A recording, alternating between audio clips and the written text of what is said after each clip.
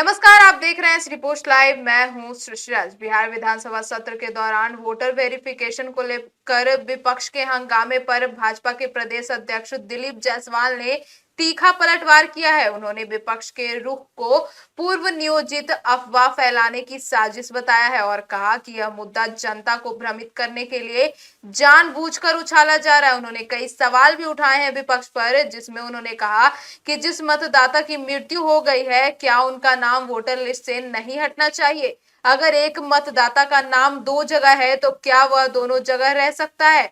जो मतदाता जिस पते पर दर्ज है लेकिन आज वह वहां नहीं रहता है और मोहल्ले के लोग उसे पहचानते तक नहीं है, क्या उसका नाम यथावत रहना चाहिए? उन्होंने कई सवाल किए और उसके बाद उन्होंने कहा कि चुनाव आयोग पूरी पारदर्शिता के साथ काम कर रहा है और 26 जुलाई तक मतदाता सत्यापन व आपत्ति दर्ज कराने की प्रक्रिया चल रही है। ऐसे में विपक्ष का इस मुद्दे को अभी उठाना राजनीतिक स्टंट हो सकता है। आगे सुनिए और क्या कुछ कहते नजर आए।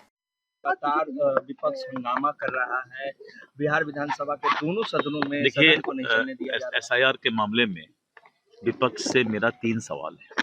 आगे बढ़ा लगाइएगा। जो इलेक्शन कमीशन ने भी कहा है कि जिस मतदाता की मृत्यु हो गई है, डेथ हो गया है, क्या उसका नाम मतदाता सूची से नहीं हटना चाहिए? जिस मतदाता का नाम दो जगह है तो एक मतदाता का नाम मतदाता सूची में दो जगह कैसे रह सकता है?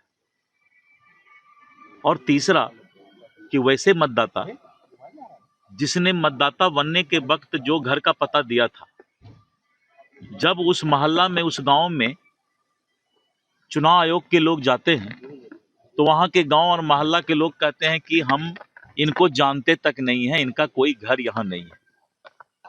तो सबसे पहले ये 3 जो शर्त है, पहला कि जिनका मृत्यु हो गया, दूसरा कि क्या एक मतदाता दो जगह से मतदाता हो सकते हैं क्या, और तीसरा ट्रेसलेस, जिनका पूरा मोहल्ला और गांव बोल रहा है कि इस नाम का आदमी तो मेरे गांव में है ही नहीं, उसका घर है ही नहीं।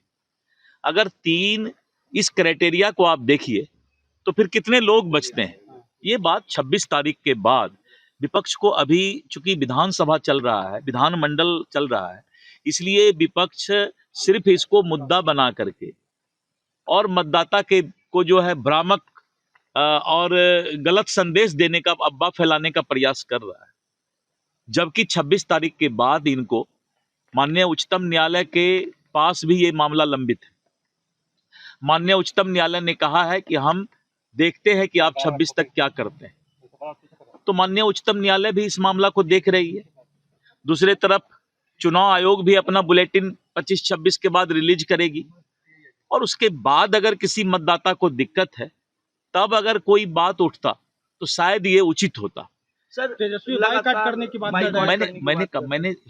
मैंने सब चीज का जवाब दे दिया कि कोई भी बात अगर ये 25-26 के बाद करते तो जनता भी विश्वास करती, मतदाता भी विश्वास करता, लोकतांत्रिक और संवैधानिक व्यवस्था भी विश्वास करता।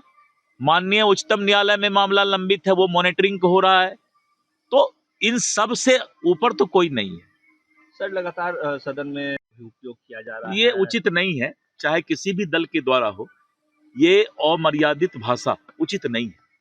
और बार बार मैंने कहा था एक बार कि गाली का डिक्शनरी, मैंने उस समय की बात कही थी। मैंने कहा जब मैं बचपन में, जब स्कूल में पढ़ता था, और उस समय किनका शासन था मैं नाम नहीं बताना चाहता, और उनके शासन में लोग स्कूल में भी गाली के और चरवाहा विद्यालय की बात करते थे।